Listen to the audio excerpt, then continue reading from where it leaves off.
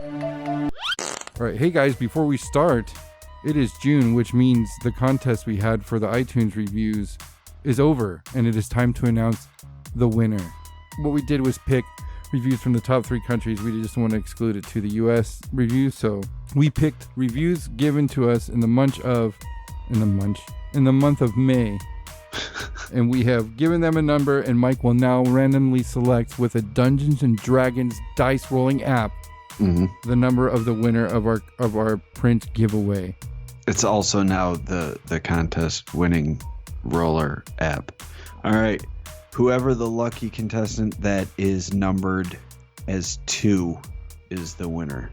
All right. That is Awesome Fall from Great Britain. Awesome Fall from Great Britain. So as you'll hear, just so you know, we're recording this intro after we recorded the episode. So I guess you're hearing this before the episode, but just remember when you hear the end of the episode, this was recorded after. But the fact that you won is proof of everything I say at the end of this episode, you majestic bastard. It's true. How interesting that the winner is from Great Britain. But we'd like to thank all of you guys for leaving reviews. We will continually do stuff like this, and it's a way to thank you guys for doing stuff like leaving reviews. We've said before, we don't know what the fuck they do. Most of them are funny. 99% of them are kind, but it's a chuckle, and it's a nice little pat on the back when they're nice. It makes us feel good deep down inside. So if you want your prize, go find Aldo Poe and he'll... No, just email us. email us at thewhatcasters@gmail.com. You're going to give us your address, and then we'll ship that shit off to you. I will put it in a package and let it sit for 3 days before I ship it, so you know that all my plague-like bacteria have died inside the package, and it's safe to instantly open and rub all over your genitalia. And we hope you do that, by the way. Fingers crossed. Yeah.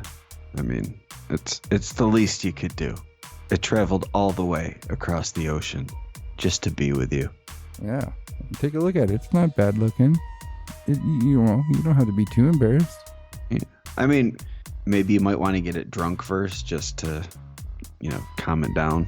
Yeah. It was a long journey after all. You got to think of its feelings too. Maybe it needs to loosen up a little too. Yeah. But anyway, congratulations and stay magical.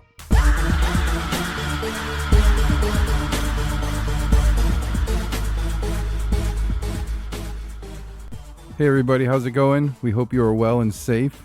So we got something we're going to talk about that I don't know if I'm a fan of or just irritated by the subject of and what people are calling glitches in the Matrix. And I hate that name right off the bat because you sound like you don't believe, Mateo. What's your problem with the Matrix? I don't know. The movie itself or the idea of glitches in the Matrix. And I'm doing quotey fingers every time I say that. Yes. Yes to both. When the movie came out, I thought it was interesting. When it was over, I wasn't as blown away by the concept as everybody else. I grew up watching The Twilight Zone. That was the theme of some episodes almost, so it wasn't too crazy. It was CGI was cool, but the whole world just seemed to shit their pants over a red and blue pill. I wasn't that impressed with the idea. Do you want the day quill or the night quill? Well, I mean, it depends which movie in the trilogy I'm watching, I suppose. I find the idea to be fascinating, and it's something that I've maybe not so much a Matrix like we are in the movie where we're like wired into this thing and it's all like program running through our brain, but the idea that maybe reality isn't real, and maybe we are consciousness and we're perceiving reality, but it's not really the reality that exists. It's like a veil over what really exists, and our consciousness is just observing this construction somehow. Maybe it is. Maybe we are all in a video game, but maybe it's like a spiritual type thing, and we're just given this illusion of material reality when we're really existing on a completely different level. Yeah, I'm glad that we're talking about it. And like you detected, I'm not a fan of the whole idea. And I'm sure you're grabbing a lot more from what people are saying about it. And I guarantee you that's why I wasn't impressed so much by The Matrix, is because parts of it kind of went over my head. But even as an adult, it's just a in-depth episode of some really cool Twilight Zone episode. But I wanted to know what you thought about what Elon Musk says about it, because I watched a couple clips of him saying there's like a 1 in a billion chance that we're not in a simulation or something like that. And that's just, I mean, coming from him, that's a weird thing to say. Yeah, but what's that based on, really? He's Elon Musk. He's a businessman. What's he know about traveling to other dimensions? Very true. Have you seen the clip? No, I have not. Okay, I'm going to send it to you right now so you can see it, so you can comment on it. Because again, I think you'll pull more from it than I will. Hold on one sec. Okay, so you check that out, and it's only like a 2-minute clip. So tell me what you gather from that. And this is, I mean, I think he's more than a businessman. He's an inventor, an idea guy too. But just tell me what you think of this. Okay, listen to it. Okay, so that one had a little bit more explaining than the original one I wanted to tell you or show you. But after watching that, I mean, we can go into a little bit more about what those theories were talking about. But just from what they're talking about, Elon Musk, what did that mean to you? So to me, it sounds like what he's proposing is that the universe is basically no man's sky, and we are living in one of the planets simulated. But are you familiar with No Man's Sky? I am. I remember you and Miss Lucy were both really anticipating that game's release, and Yeah. both were kind of disappointed. Yeah. But it's incredible what it's able to do. They were able to, based on a simulation, they were able to create planets that vary based on their distance from the sun, or the star in that particular star system you're in. So you'll have certain planets that'll be really close to the star, so it'll be really hot in that, and then you'll move farther away from the sun onto a planet, and it'll be like an ice planet. Oh wow! But, so the life on that planet will grow accordingly to its position in the solar system. Yeah. Okay. Cool. Yeah. And they have the game, so it's everybody who starts in a unique location. So you'll never start in a star system where someone else has started. In the game, there's, I think they said 80 billion planets, and they are they're created and simulated as they're discovered. So this game has the capability of of creating these planets, but once they're created, it's all players in the game have the chance to come across these planets, and they would be labeled, whatever you decided to name them. And so any player who would come in, whether just through, because the whole goal of the game is to get to the center of the galaxy, or the universe, and along the way you're jumping from star system to star system, and while you're in the star system, you're exploring the planets. And so as you're discovering new, you travel outside of your star system and go to the next closest star system, and maybe someone hasn't discovered that yet. So as you discover it, the game is creating the worlds around this star, and then you land on those worlds, and then whatever's there is there. That sounds awesome. You guys might have been a little bit disappointed, but even just to be able to do that on a couple planets would be a cool video game. It was, so honestly, like it was disappointing in that it wasn't what I was expecting it to be. I was expecting it because they were saying, leading up to it, they were saying things like you can do whatever you want to do in the game. So I was thinking it was going to be more like a space adventure, where like you are on this planet and you build your ship or whatever, and then you decide what you want to do. Like, do you want to go join space pirates? Do you want to be a merchant? Like I thought it was going to be a bunch of different like adventure type things that you had the opportunity to do in this vast universe. But really what it is, it's just exploring. And they've done a lot of upgrades to it and added a lot of things to it. And it's still a cool game experience, especially if you just want like chill gameplay. You don't want anything stressful. You just want to cruise around, and occasionally you might get attacked by an animal, but usually they run away from you, and you can catalog them and give them names as you discover them. And really the only time, the other cool thing about it is that you unlock ancient or these different alien languages. There's 3 different alien species in the game. And as you're moving around, you come across ruins from some of these civilizations, and you'll get like a backstory about the civilization, but just like a little piece of it. So it kind of drives you to do more exploring, because as you discover more things, you unlock more of the story of the race, and you'll unlock more words. So when you meet a member of this race, you can communicate with them easier. It's pretty cool. Yeah, I might have to check that out. That sounds cool enough. Yeah. Yeah. And like I said, it's just really chill gameplay. And the only time that you occasionally get attacked by space pirates if you're out in space.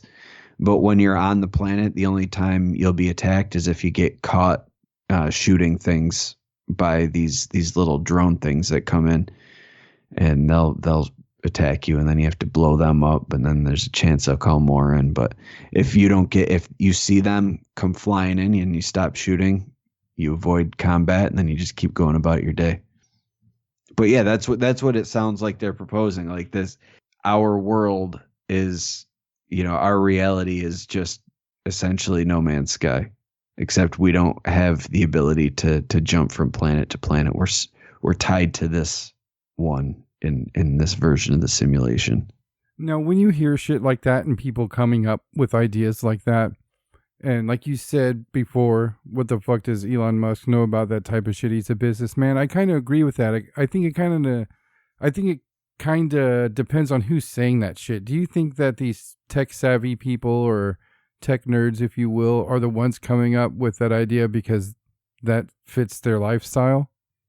I don't know. I think maybe they might be more inclined to it, but I don't know if that's really if that's going to lead them down that path, because there's like in the video you sent me, there's a philosopher who came up with that as well, and he was not a tech guru. He just had the idea that reality wasn't what it seemed like. And again, I don't know if this is a computer simulation or maybe it's like a spiritual simulation where we're just kind of experiencing reality like that. Like maybe this is like a testing ground for spiritual consciousness, and we're given material form and forced into like this materialistic life just to see how we end up. And then when we die, that's when the simulation ends, and they're like, oh, this is your score. And then we're like, oh, fuck. Gosh, I got to do it again. And that's what reincarnation is. You get a shitty score, they send you back in. They're like, you need a better score before you can get out of this. You strap on the VR onto your spiritual body, your spiritual VR, and then you're tied to a shitty materialistic universe. You're not allowed to fly around and be a cool spiritual being. You're tied to a meat sack and working your ass off for scraps of paper. Yeah, I just was wondering about that because it kind of correlates to the story that you're going to cover later. But it just seems like people like us, you and I, we're more inclined to lean towards the multidimensional aspect of things because we're comic book nerds. So I wonder if like tech people kind of lean towards that theory because it coincides with what they're into. But well, and it could be that's an analogy that makes sense to them. Like they're able to figure out that reality is not what it seems like, and the thing that makes sense is a computer simulation because that's what they're familiar with. So it's an analogy that works. Right.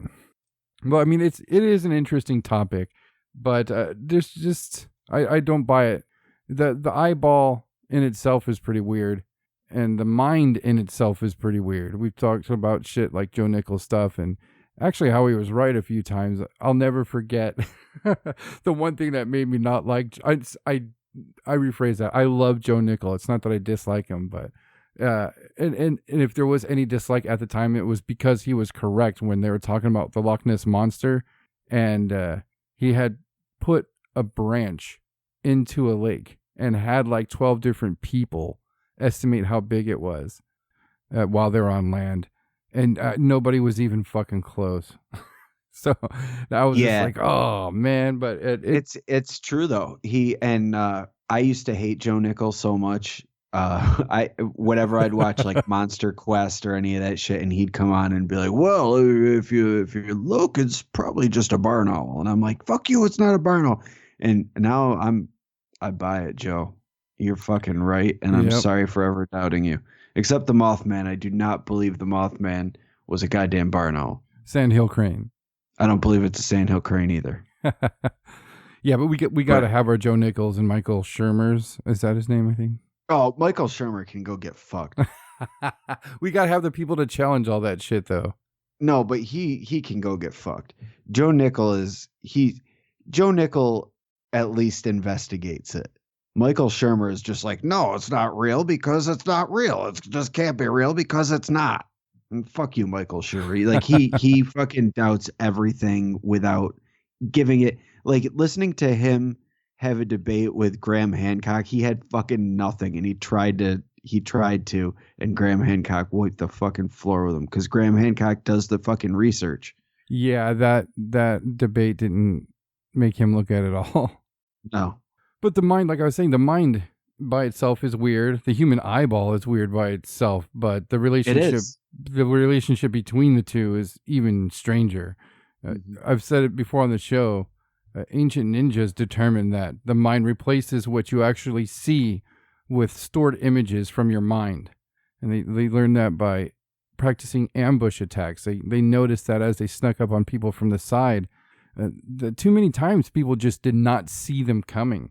So they deduced that you're just not seeing these things.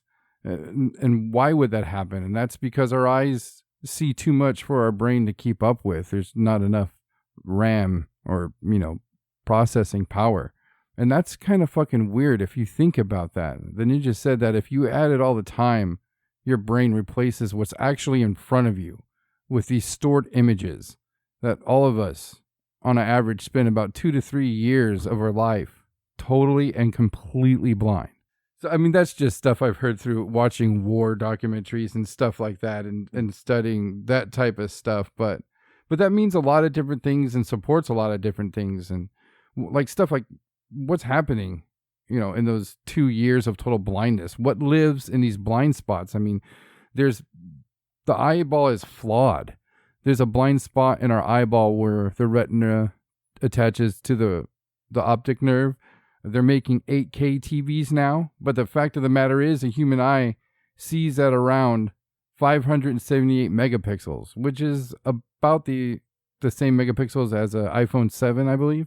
So we aren't seeing all that 8K splendor, just a little bit more than we could with 4K. So even if we could see in an 8K resolution world, if our eyes were able to see that, it wouldn't be the true 8K that's being shown. The eye is flawed. It's certainly not as receptive as an 8K lens would be. You know what I mean? So yeah. In a way, right there, you can kind of say with just those bits of information, a lot of the shit that we're seeing is not real. Not only that, but how flawed the human brain is, like the human memory. You can have two people experience the same thing, and they're going to have similar stories, but they're going to tell it differently, and they're going to even perceive things differently. Like, you might have two people that are walking together, and this guy comes running out of his house, and there's some sort of interaction. And one person could be like, oh man, this dude ran out of the house and he was so pissed off. He was screaming at us at the top of his lungs, telling us to get off his yard, and he's shaking his fist. And I thought he was going to punch us. Then you have the other person say, man, I can't believe that guy was just being such a dick. And we were walking across his yard and he told us to get off, and he gave us a stern talking to, and he wagged his finger at us. It's a similar story, but two different takes on the event. Yeah, right. But there are those people who witness and experience paranormal things, and we always hear the same expression, I know what I saw, or I saw what I saw. And taking that into account, if we're talking about so-called glitches in the fucking Matrix, if that's what we're talking about, something that's more interesting is that at a turning glance, your eyesight quality drops all the way down to somewhere between 5 to 15 megapixels. Wow. So you may have seen something, but there's no fucking way your brain discerned what the hell it was. And that's the thing too, because I've talked about different things that I've seen on the show before, and I always doubt myself. But the one thing that I hold on to is what I saw at the time I saw it was not normal.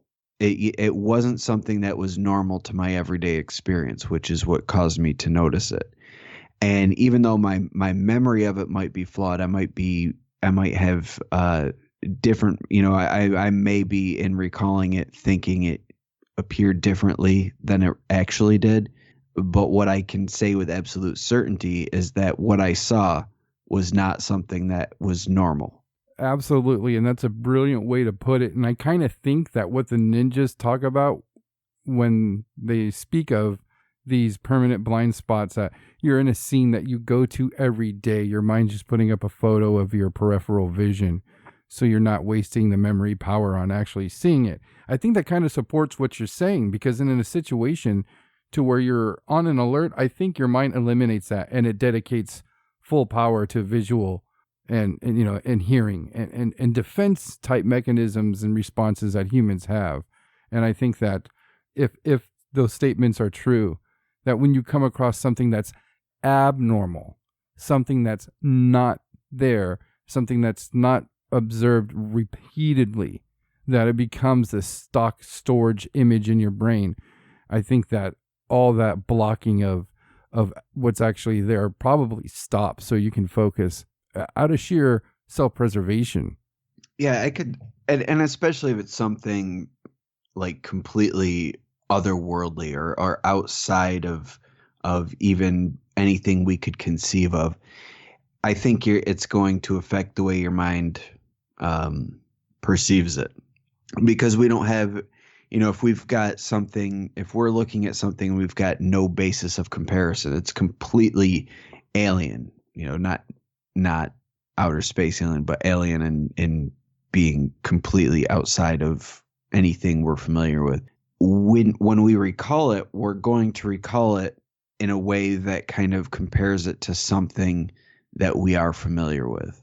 So even in your memory, like you're seeing something so fucking crazy that your brain can't hold on to that, and you're remembering something through like the veil of your known reality.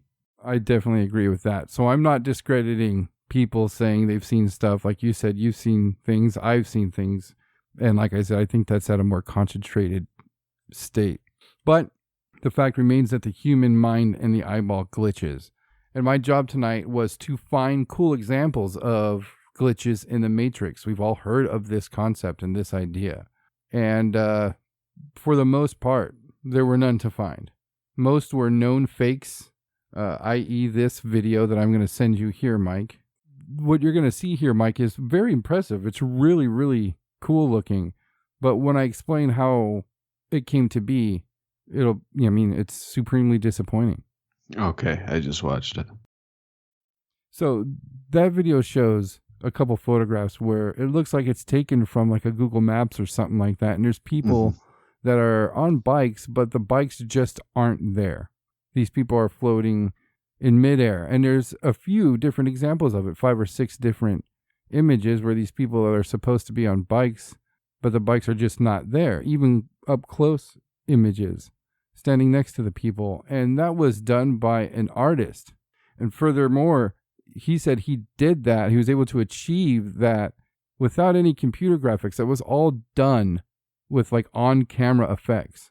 So what do you mean on-camera effects? Just with what he was able to achieve with the settings on his camera.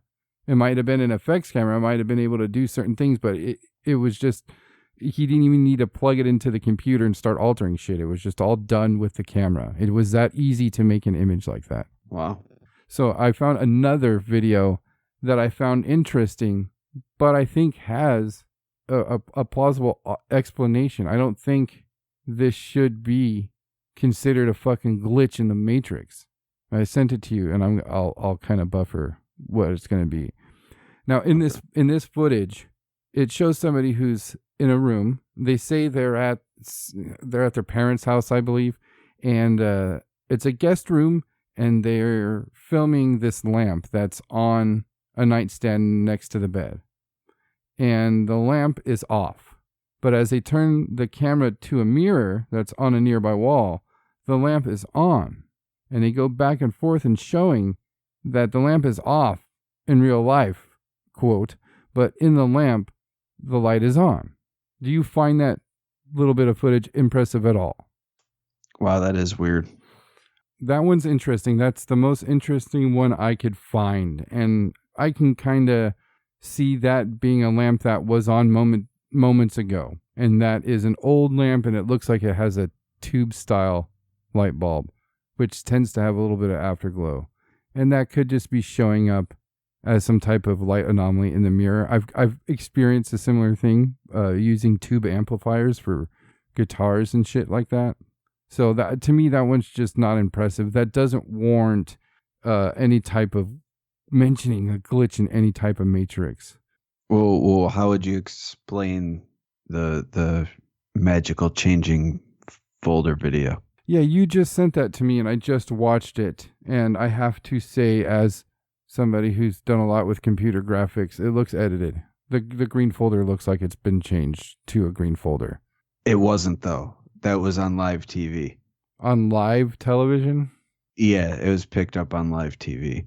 And there was another video, which I can't find at the moment, but where he's holding it like out in front of him, waving it back. Well, it was a budget box. It was a red budget box. This was a binder, but where he turns the budget box, and as he's turning it, it changes color as well from red to green. The same folder or the box? The box itself. Oh, that wow. Has it's weird. Okay, so if that was on live TV, I mean, that's pretty impressive. And if you're saying if you're saying shit, and if you're saying there's another example of the same thing happening in the same instance, that's pretty impressive. But you mentioned that you're unable to find that second clip. And like I was saying, I couldn't find much when I went to go look this up. But I found two things that I found interesting happening when I was trying to research this. And one was that all the examples that I've seen of glitches in a Matrix, they're pretty much gone.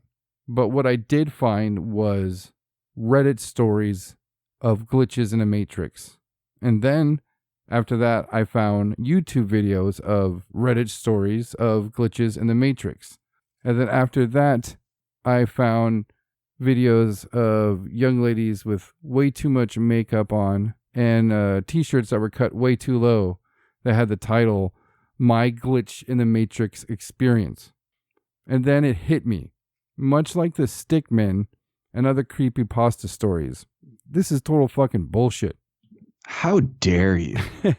And how dare you? Or as we like to call it today, creepypasta. Now, we've been kind of teeter-tottering. We've both expressed support and contempt for creepypasta, but this shit, researching this shit, kind of opened my eyes to something. I don't think that fucking creepypasta is the new format for urban legends or the new way for storytelling or any of that bullshit. I think it's fucking clickbait. I think that they reuse ideas. They cite other cases as glitches in the Matrix. other paranormal cases. I came across the several supposed time traveler videos being explained as glitches. Surely you don't. You're not referring to our buddy John Titor, are you? No, I didn't come across that because that clearly states I Because saw. clearly he is real and he was not a made up internet character. No. So don't even try to lump him in with the rest of this nonsense. Right. And he says he's a time traveler, but they're trying to pass off that Charlie Chapman clip where that person supposedly got that smartphone to the ear. Yeah. Yeah, and then the Tyson fight footage. I mean, that's you can find those clips easily in supposed time traveling videos. So they're just using other paranormal phenomenon as examples of it.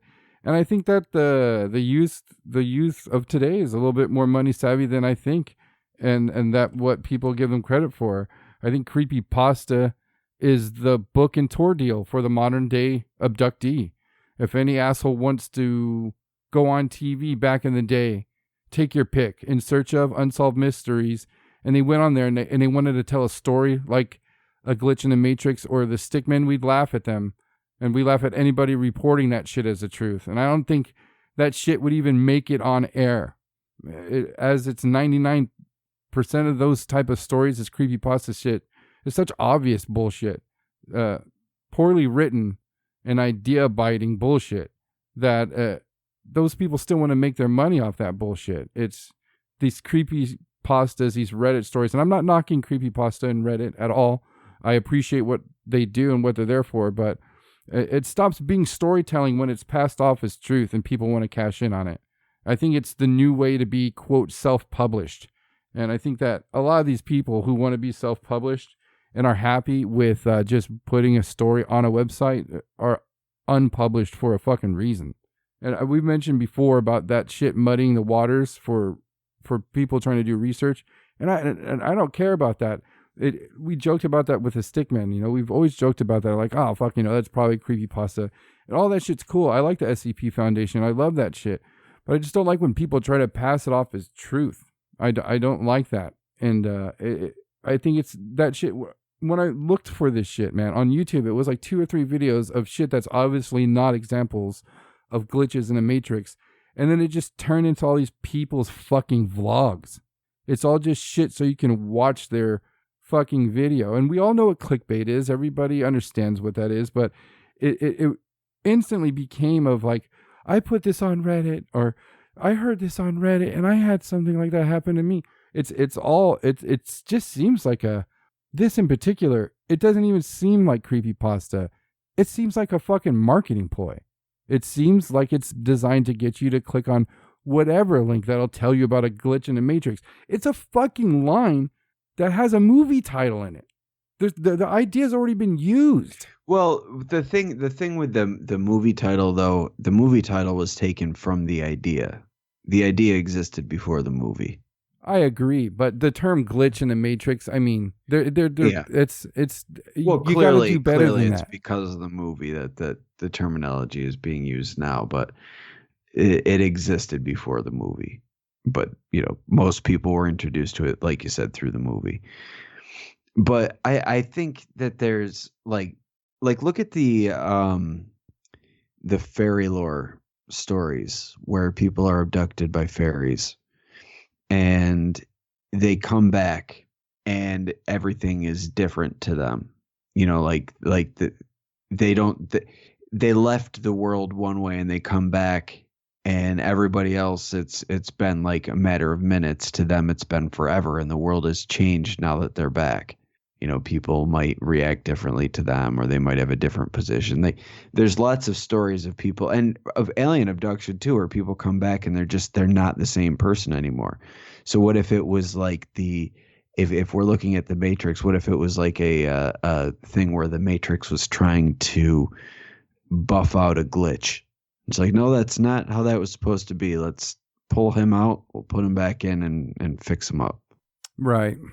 I mean, there's a lot of things I experience with the sleep issues I have. Me and you've talked about that a lot. And some of it's ridiculous and weird. And I've experienced things to where, like, I don't recognize where I'm at, and it almost seems like the world's got to be Like I woke up too fast. The world's not being done. It's not done being rendered yet. And my mind can't comprehend what's Or going on. it's like Dark City. Yeah, exactly. Yeah, or something like that. I can They haven't put you in your new position yet. yeah, I can understand what people would say, but it's still, that's just sleep disorder shit. I don't see any links to anything like that. The one thing that I do like when we talk about glitches in a matrix, my favorite thing is the sky glitches. Have you seen those? You've seen those, right?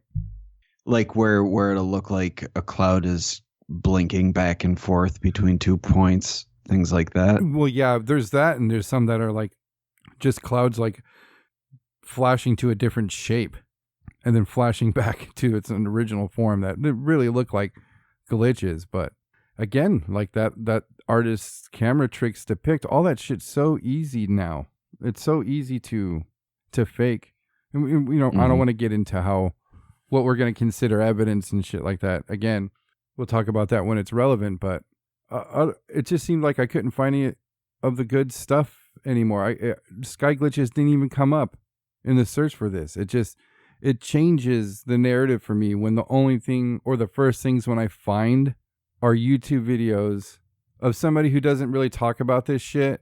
And when I watch the video, there's 3 unskippable ads, and then their video starts, and then they tell me about NordVPN, and then they start their story, and then their video stops to tell you about fucking Battlefield Legends.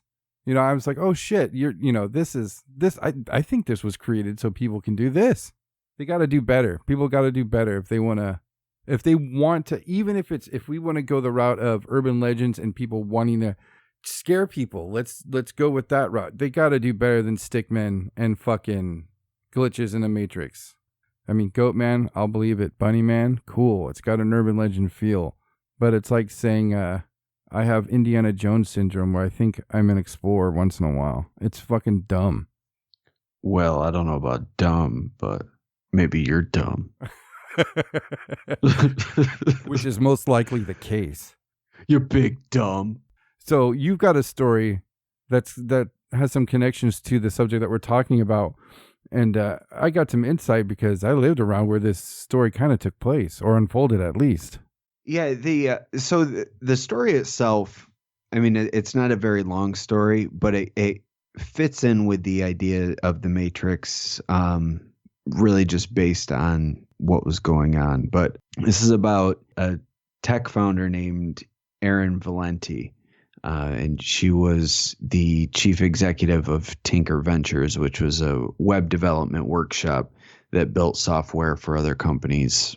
But she was going to a tech conference, and she apparently, it's because of the nature of this, there's a lot of conspiracy theories about it. But apparently, she was working on something that was going to allow brainwaves to interact with computers.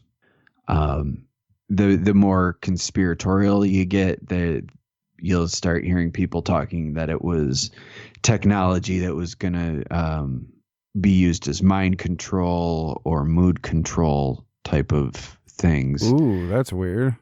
But there's other applications for that sort of thing, like people that lose a limb. They can use their brainwaves to interact with an artificial limb, just like your brain would interact with your actual arm. But whatever the actual purpose was, she was working on something relating to that technology. And she went away for a conference in, I believe it was Orange County, but it was in the Bay Area.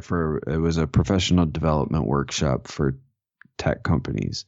And one person had described it as being like a Tony Robbins type thing, but for tech people, basically. So after the conference was over, she left her friends and the people she was at the conference with and went to, she went on her way to the airport, but she never got on her flight. And she called her family. She took turns talking between her mom and her husband. And she started sounding really strange and started talking about this weird stuff. And her mom said at first, she said that she was really excited to get home and start something new, but she never made it home. So she didn't know exactly what she was talking about, if maybe she was riding high off of this Tony Robbins type of thing. Like maybe she just was feeling really motivated and wanted to get stuff done. Yeah, that doesn't sound out of place. Get a big rush of inspiration by something like Yeah, that. right. And she ended up at one point telling her mother, it's all a game, it's a thought experiment, we're in the Matrix. And this sort of thing kind of out of the norm for her, and or so they reported. But she started talking in a like she was talking really fast and really excitedly, and it sounded like she was like in a manic state. But she had no history of mental illness or bipolar disorder or anything like that. She wasn't on any medication that would cause her to act like that. And toxicology tests that came back didn't show any drugs or anything. So it wasn't clear why she was acting this way. But on October 7th, this happened last year, by the way. So on October 7th of 2019 was when that's when she was heading to the airport. She missed her flight and made the phone calls. Switching between her mom and her husband, they would take turns calling her. But eventually, the calls just started going to voicemail. And I think it was around midnight. So it would be midnight your time. They tried calling her and the calls just went to voicemail. And no one heard from her for 5 days.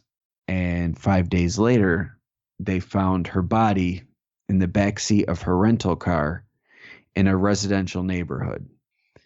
But there was no evidence of foul play. But the weird thing is, people from the neighborhood said that they didn't notice this car being there until she was found. And it was just parked. And there was, it was a residential neighborhood. And one of the people that lived in the neighborhood said that they were a tight-knit neighborhood, and it was weird that nobody would have noticed a dead body in a car for 5 days. Absolutely. Anywhere. That would be weird not to notice a dead body in a car for 5 days. Yeah, especially a residential neighborhood. Yeah. Now, with this story, where they found her car, I'm very familiar with the area. I was in a musical group that practiced off the street where this lady's car was found. This is a very rich area. The guitar player of this group got a 1981 hatchback Camaro when he graduated. This is the type of people that live there. So for them to not notice a car for 5 days with a dead body in it in that area is fucking extremely weird. And I've been where they found her car. There's a lot of parts of the city that go without police officers because they all chill in that fucking area because all the rich people live there and they want to see the cop cars driving around their part of town. So if you told me they found a woman dead in a car after 5 days of it being there in that area, that would be hard enough to believe by itself.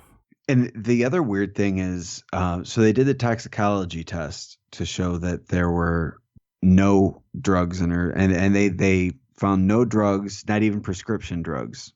They didn't find any evidence of foul play, but the cause of death wasn't found.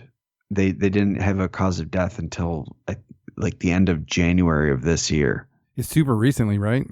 Yeah. So I mean, think about it. From October 7th to the end of January, that's almost 5 months that they weren't able to determine the cause of death. Finally, they released the cause of death, and the cause of death was natural causes.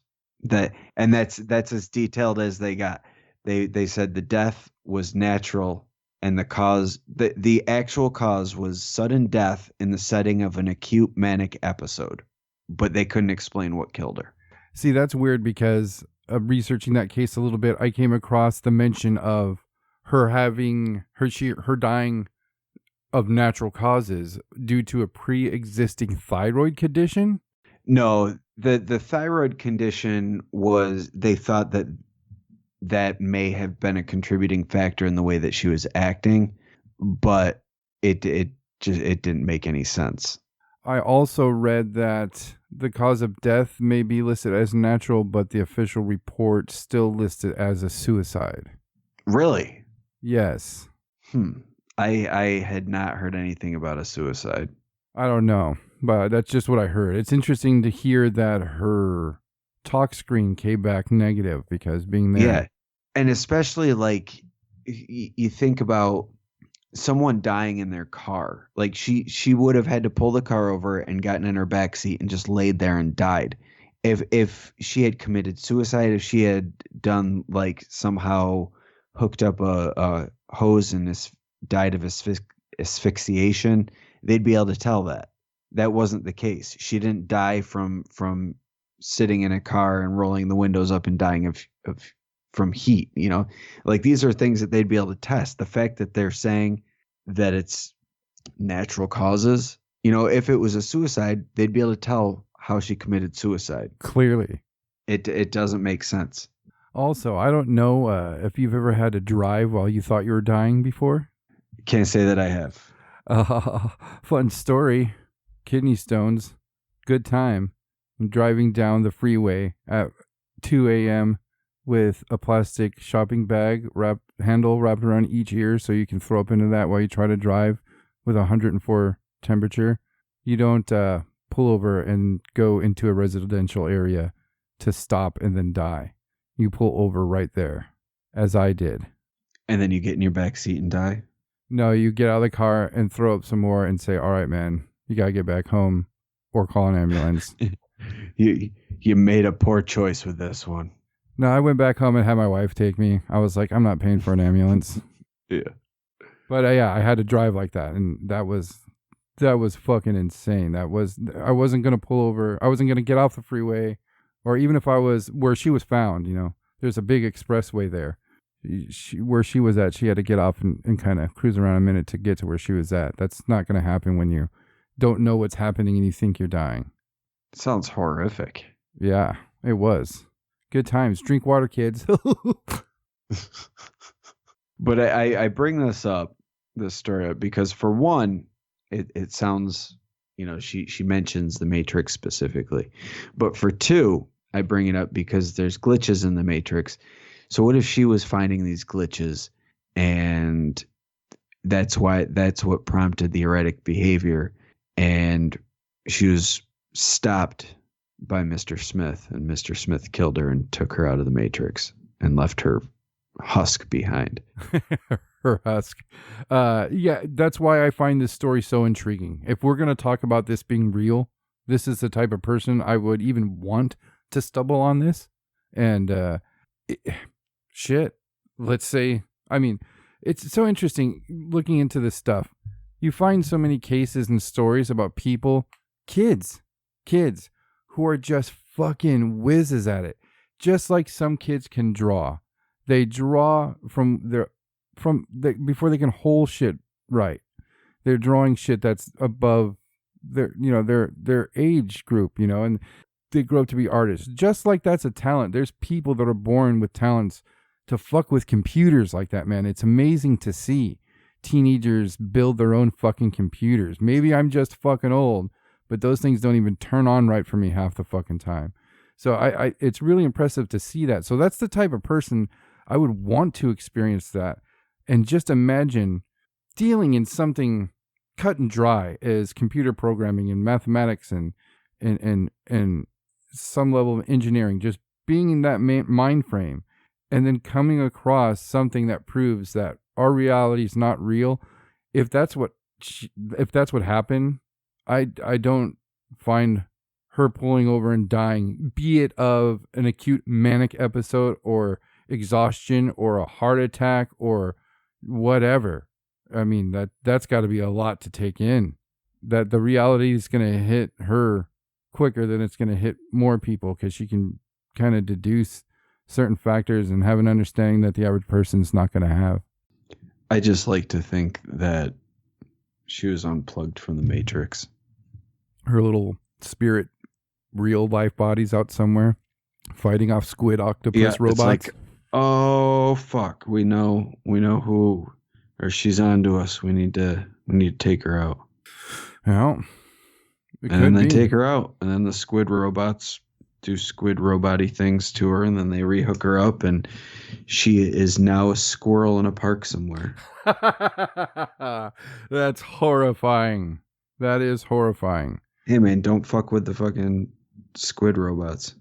That shit is so scary, dude. One of my favorite episodes of The Twilight Zone, I get made fun of for it because it kind of fucked with my brain permanently when I watched it as a kid, to where I'm an adult now with my own children. There's an episode where, a husband and wife are in their living room and their daughter's, playing, and she's going to go to her room and play in her room. And I'm probably recalling it incorrectly. Sorry, but something happens to where she calls for her parents, and they run to her room, and she's not there. And they kind of chuckle. They're like, what the fuck's happening? And they can hear her. They're like, Mom, Dad, Mom, Dad. And they look under her bed and they're like, what's happening? And they can hear her, but she's just not there anymore. And the husband calls one of his friends who's a physics professor, and he comes over, and she has slipped into a different dimensional reality, and they do some investigating, and they draw this kind of frame on a wall, and they say that they think this is where the breach is. And the dad goes through this breach, and he enters this weird fucking foggy place, and his daughter's running around. He grabs her and takes her out, So it's like Poltergeist? Yeah, a little bit. Like the first half of Poltergeist? A little bit, but that's, to me, if even that much of an altered reality, to me, is terrifying. If I'm in a living room and I call for one of my kids and they don't respond, I mean, I'll get told, like, quite often, Jesus Christ, relax. What's wrong with you? Because if I don't get a response after 2 times, dude, I'll run to their room to see if they're still there. I'm like, please don't have disappeared into the wall. Dimension thieves. Yeah, exactly. It's scary. But to contemplate something like that happening, to stumble on some type of evidence, being somebody who's a computer engineer, programmer, and tech developer, and just find something that heavily suggests that this is all fake, is terrifying, man. I think I would freak out too. Interesting thing I came across around the same area. I'm going to be as vague as I can because it's scary to me.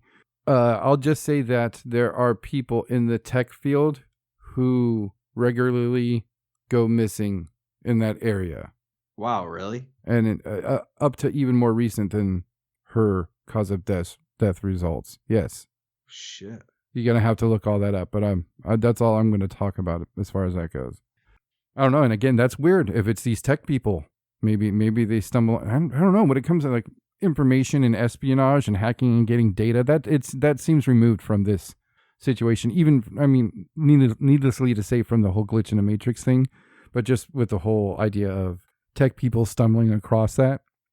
We know people can hack into things like that and steal bank account numbers and do things and fuck with stuff, but it seems weird that these people who are like developers, they're not in the dark side of technology. She wasn't smuggling millions of dollars from Switzerland on the side. She was just developing shit for, like what you said, connecting the mind to technology. Those are the ones that seem to talk about glitches in the Matrix and get found in cars 5 days later. Well, that's creepy. Yeah. So what do you think about this as a whole? Glitches in the Matrix. Do you think people are just seeing paranormal stuff? Do you think people are just...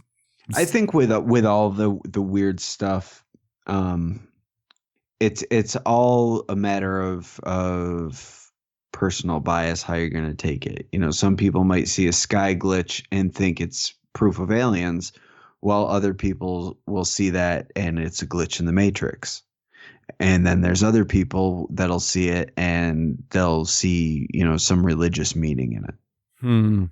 And just like the stories of fairies and aliens being so similar with their interactions with people and the way people see them and get abducted by them and all that stuff, it's a matter. They're in the Middle Ages, they weren't thinking about aliens on other planets, but the idea of a fairy in the forest, that's plausible. are they the same thing?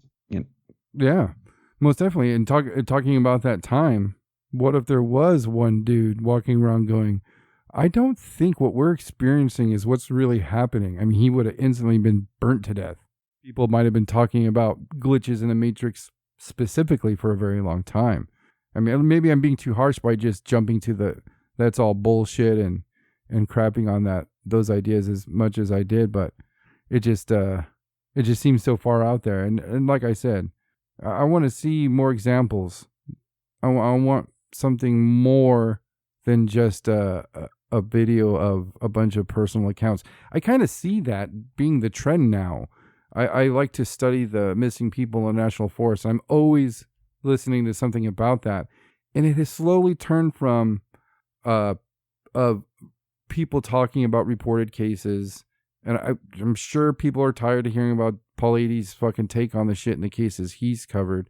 But I mean, there's so many that you can study it for the rest of your life. But I'm not asking just for that.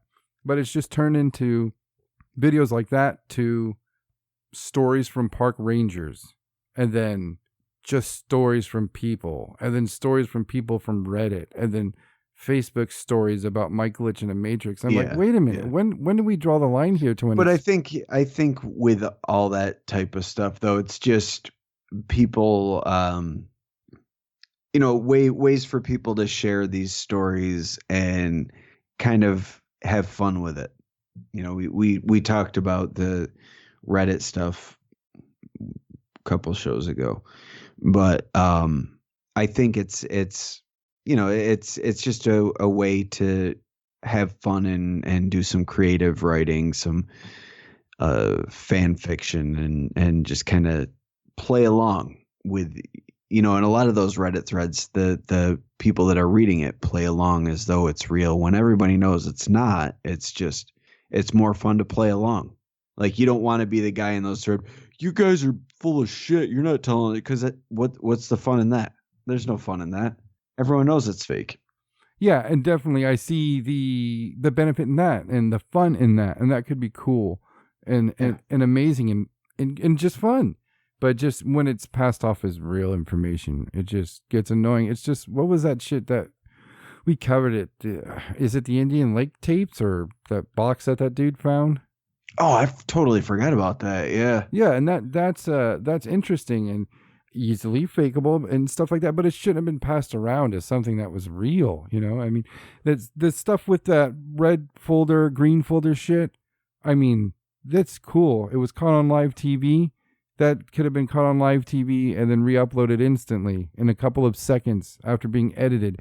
I want to know who that dude was, what that folder was he was holding, what branch of, maybe if he works for the government. It was a budget folder, and it was for, I believe, the British government. Cool. Then let's find out what type of folders they use. Do they come in different colors? Do they come red and green? Did he have more than one folder in his arm holding it? Did he switch it? Folders from the front to the back while he was walking. It's all easily investigatable. Hey, Joe Nichols, simmer down over there. All right, just accept it for what it is. It's not a goddamn barn owl. It's a magical folder, and they're all over England. It's common knowledge. It is. All their folders are magical. All of them. I mean, everywhere in England is magical. Let's be honest. England is a magical place filled with magical magic. And if you're there, then you've witnessed the magic, and you yourself are magical. So all of our British listeners, you're fucking majestic and magical. Thank you for listening to the WIIIIDE. You can find us on Twitter, Instagram, Facebook, iTunes, and YouTube. Enjoy the podcast. Get yourself a WIIIIDE t-shirt or a sticker pack. Who was that dude on that one episode? Try the links in Homie's page. All this and more can be found at www.thewhatcasters.com. Thanks again for listening and have a great week.